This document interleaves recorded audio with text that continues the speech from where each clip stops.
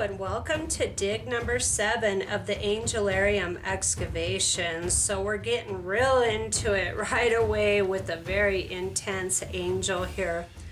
And again, I'm excited to read this one too.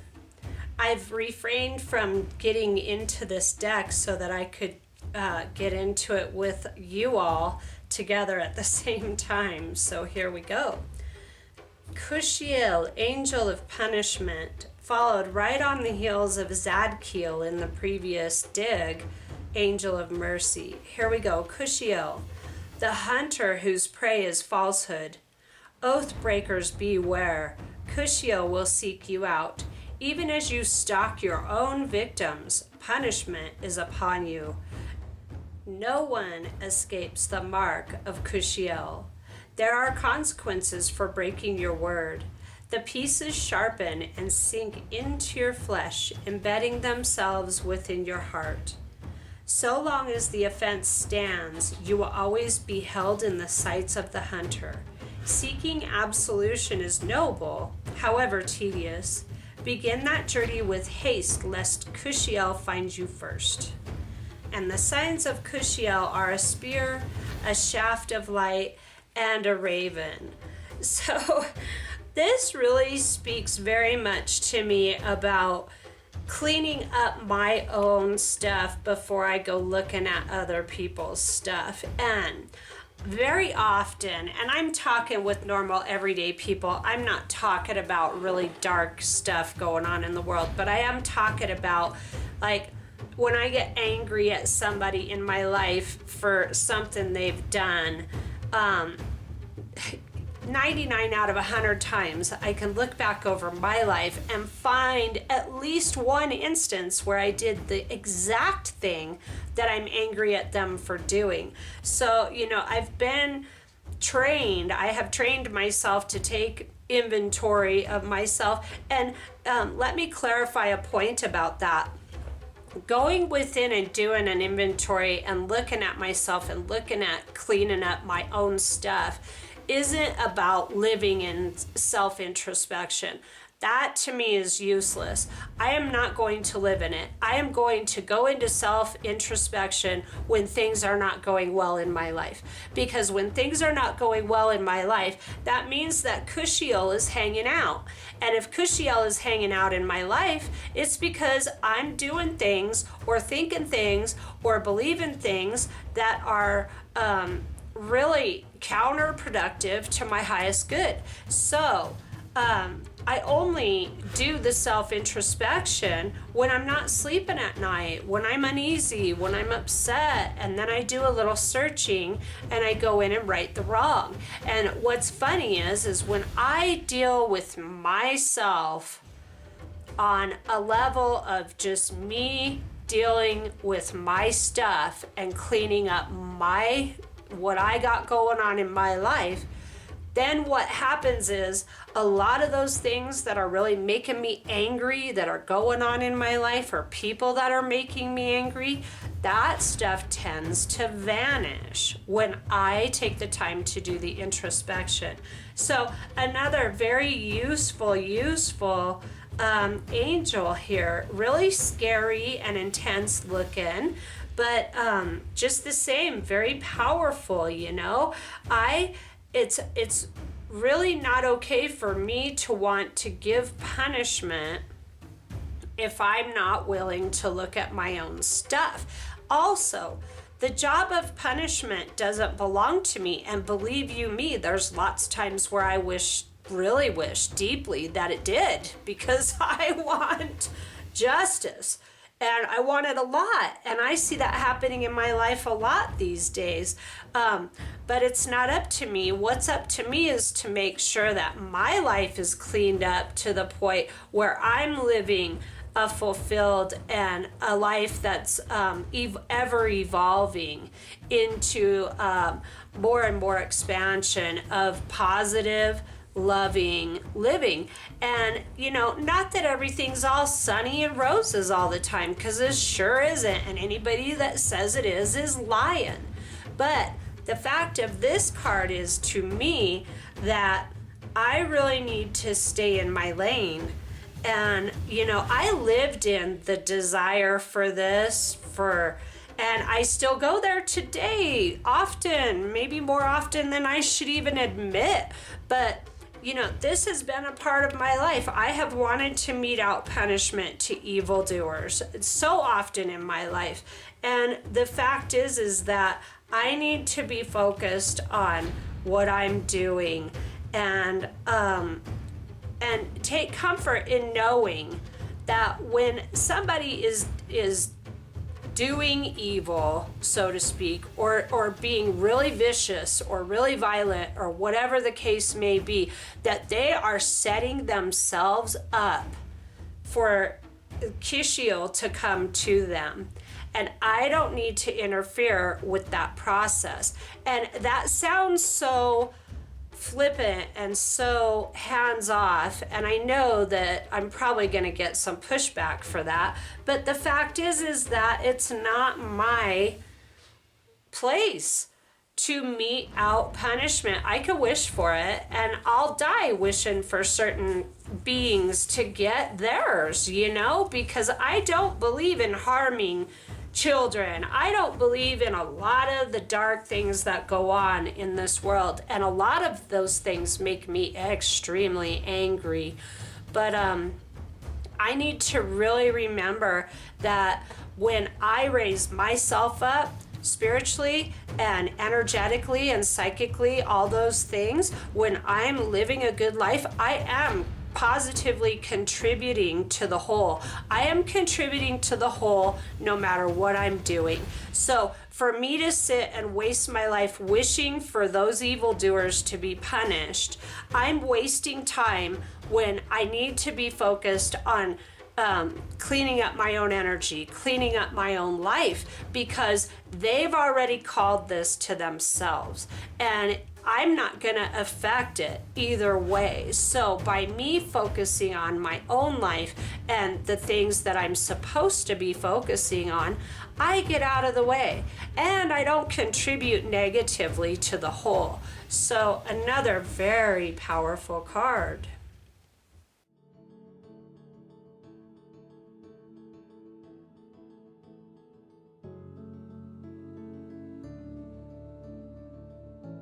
And that brings us to Seidel, Angel of Silence. Words fail, the wind dies, the earth comes to a rest.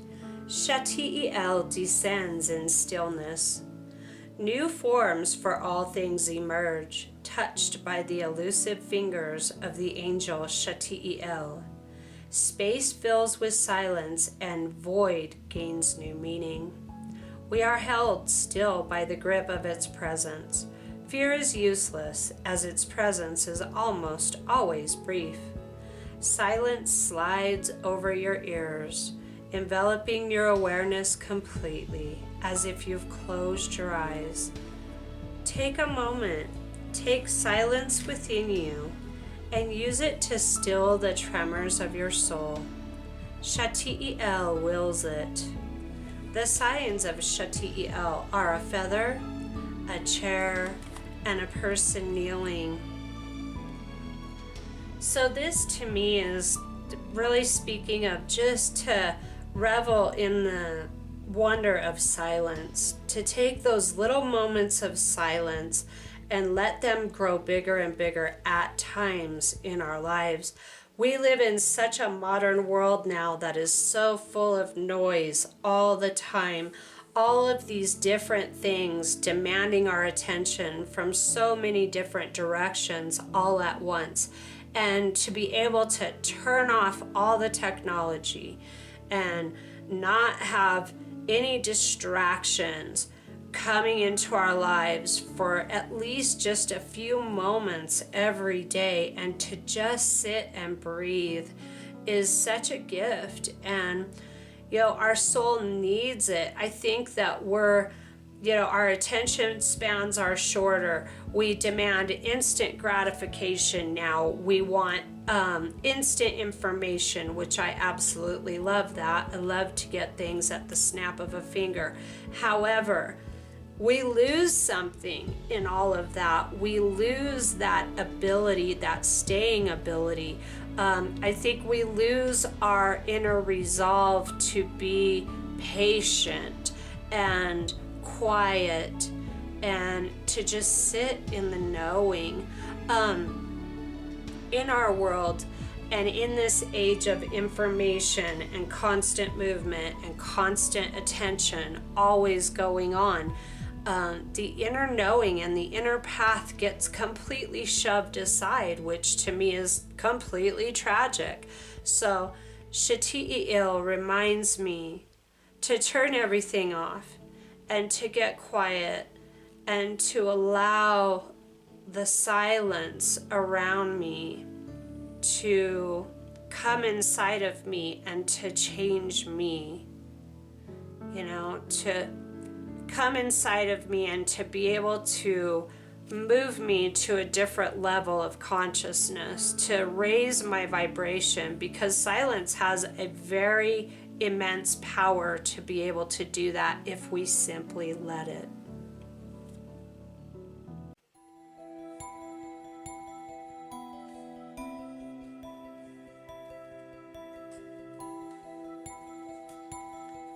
There's another really amazing looking angel. So this is the angel that is also a tree. Really beautiful, with the elk coming towards this angel. Suchlaf, angel of verdancy. The wind moves through the grass in waves, carrying with it the seeds of growth. It flows across the landscape and burrows into the cool soil. Beneath the fallow earth, seeds vibrate and burst, changing the loam. The transmuted life already craving the open air and the ecstasy of sunlight. It is nature and natural for plant life to seek the sky and the blessing of the sun.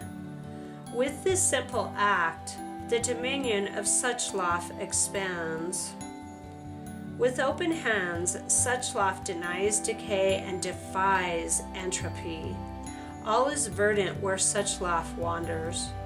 Let your roots take hold and allow the gaze of Suchlaf to fall upon you. It is the season for blossoming. The signs of Suchlaf are a branch, a flower, and a seed. So this really speaks to me of following into alignment with nature. Everything that grows reaches for the sun at the same time that it's reaching deep into the earth for nutrients from the soil. So here's another thing that we are not trained to do that we would greatly benefit from if we were. Because when everything is reaching to be grounded and have roots for sustained life and strength, you see so many people, we're not grounded now. We're not trained to ground. And weakness is the result of that. Not being able to sustain storms is the result of that. When we take the time to ground ourselves and our lives in an energy sense, okay, and on a regular basis, we develop this inner strength within us that cannot be described or explained. It cannot be given to anyone else either. It's like no one can do your sit-ups for you, right? So I can ground myself all I want, but I cannot give it as a gift to anyone else. We are each responsible for doing this for ourselves. So to literally be able to sit still, which I really struggle to do big time, and to drink in the sunshine. Drinking in the sunshine has vital nutrients for each and every one of us, proven scientific fact. And then to take the time to ground ourselves. And there's an actual grounding technique that I learned many years ago, and it's where you sit. You can sit anywhere you want, and imagine that out of the base of your tailbone is a root, and to allow that root to spear through the ground and deep, deep into the earth, and then to branch out and root. To be able to sit and imagine this every day just for a couple minutes will work wonders to ground your life and to ground your being and your soul. It works for me. I love doing it. And I love taking the time to go within. So this is so much, and it's springtime right now. And this angel Suchlaf, angel of verdancy, really speaks to me about new growth and new life and springing forth and going for it, allowing, planting the seeds of your desires and watering them and giving them sunshine, meaning that every day you do things to make those seeds grow. The water and the sunshine are the activities that you give to the life of your dream in order to make it grow and flourish. So very powerful Suchlaf, angel of verdancy, reminding us to reach for the sun and the nutrients of the earth all simultaneously.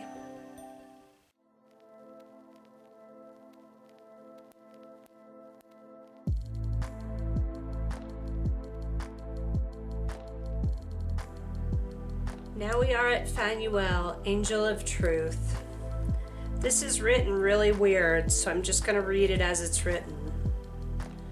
Phanuel will wait for your arrival. It was here long before you arrived, standing at the threshold to the throne room. You may not have borne witness. Its sound may have escaped you, but Phanuel has waited there for you, eager to wrap you in the cloak of truth. Reality is ever present. It is a simple matter to find it.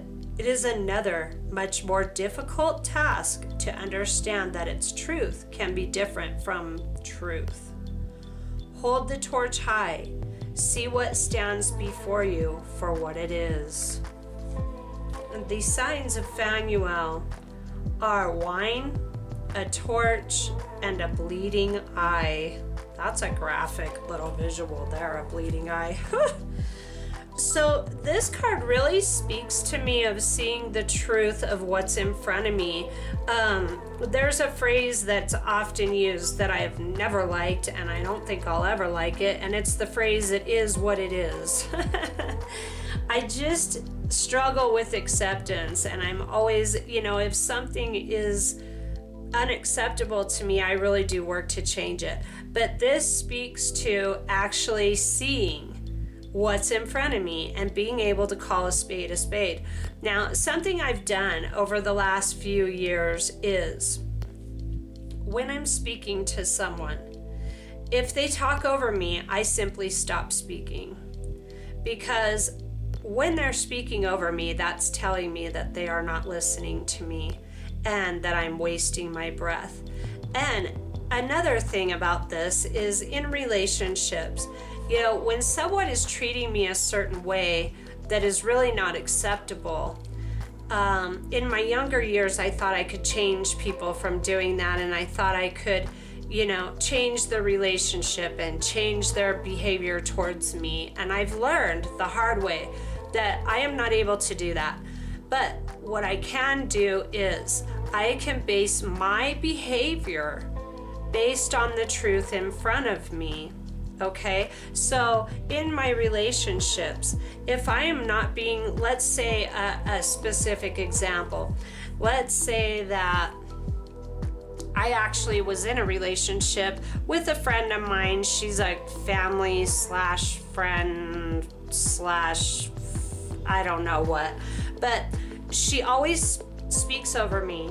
She never listens to me when I speak. So my choice based on the behavior of the relationship was for me to leave the relationship entirely. And that is what I have done. I have very minimal contact with this woman now because she is a family member, and but she is not someone that I choose to give my time and energy to. I've gotten very good through training and effort to watch people's behavior, either towards me or just general behavior, and then make my decisions whether or not I want to be around that person based on their behavior, instead of wasting a bunch of time and energy trying to change their behavior, because people are behaving where they're at. Okay, people are speaking where they're at in life. And when you're not being taken seriously in a situation, it's not because you don't deserve to be taken seriously. It's because the person that's not taking you seriously may not have the capability to do so. You know, and it reminds me of that phrase, and it's kind of a rough phrase, but it makes a good point. Do not cast pearls before swine. In other words, don't give your gems to people who are not in a place to receive them and honor them for what they are. So I have let go of many, many relationships in my life based on these things. It is really rare for me today to spend any time around people who are not striving to live a spiritual life, striving to feed their inner soul, striving to commit to the things that they want to do in life. There are so many people out there who don't even know what they want, let alone working towards what they want. And I do not have time for that. And you know, saying no to that kind of stuff is saying yes to yourself. So the angel of truth calls upon us to see what is in front of us versus what we want to see. And it can be very painful at times. It can also be very rewarding at times. But in order for us to stand in our power, we must have the energy of Phanuel in our lives. And we also must have the ability to say no without apology. That's the most important part right there. I will not be with people who disrespect and abuse me today. And there was a time where all the people in my life, I surrounded myself with people who did nothing but those two things, disrespect and abuse me. And I had no self-esteem. And I've been through a very long, powerful journey of gaining self-esteem, and I will not hand it over readily or without a fight to anybody. So I don't care if it's my family member. I don't care if it's my significant other's family member. I don't care if it's the Pope. If I am not being treated as though I am a valuable human being by those around me, then those around me will be eliminated from my life, period. So, this really speaks to looking at what's in front of us versus looking at what we want to see and acting according to what's in front of us. Making our own choices, because my power only extends to me. I cannot change people. I cannot make them see things from my point of view. I cannot make them treat me as though I'm a valuable human being. I don't have the power to do any of that, but I do have the power to choose whether or not I'm going to stay in their presence. So this card speaks very much to me about that.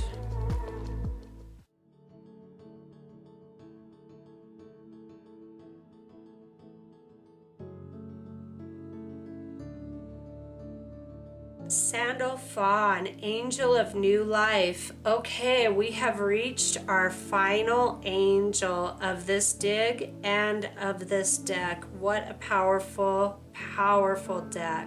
So let's go ahead and read this. This reminds me of twins, by the way. Here we go. Sandalphon, angel of new life. When the time is right, the twin angel will return. Sandalphon was the first, and now we follow it forward along the shoreline and into the water.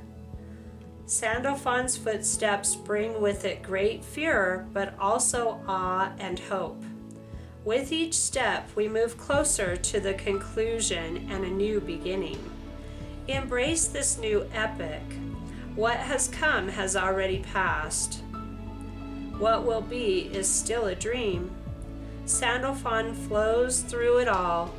When a new era emerges, the blood of the twin angel brings fertility to everything it touches. Angelarium too was formed this way. So too will the next world, born in the wake of Sandalphon. The signs of Sandalphon are a wheel within a wheel, a child, and a spiral. So this to me speaks of the ever-present energy of change. The only constant is change. That's what this speaks to me about, that we are constantly moving and we're dying to an old way of thinking and being born into a new way. We're dying to an old way of living and being born into a new way, and it's constantly happening all the time. And to be in flow with the energy of change. Change is one of the hardest things for me personally. I really struggle with change. And when I watch society and I watch other people, I know that I'm definitely not alone in that. So change is a real big challenge for us. And this card really speaks to me of just allow yourself to flow with it and evolve within it, because with change comes all these new realizations and all these new innovative ways of doing things, of looking at things, of being in life. So this really brings the energy of balance and concludes the whole deck with an energy of this supreme balance of having the ability to move through our lives on a daily basis and being able to honor this energy of change throughout. So this is the end of dig number 7, and we've got one more dig just to go over a couple things in the book, and I hope that you get this deck and use it and really benefit from it. It is by far the most powerful deck I have come across to this point, and I will be using this deck very much in future readings. In fact, I'm thinking I may draw a card from this deck for all future readings on this channel. So come on back for dig number 8, and I will see you soon.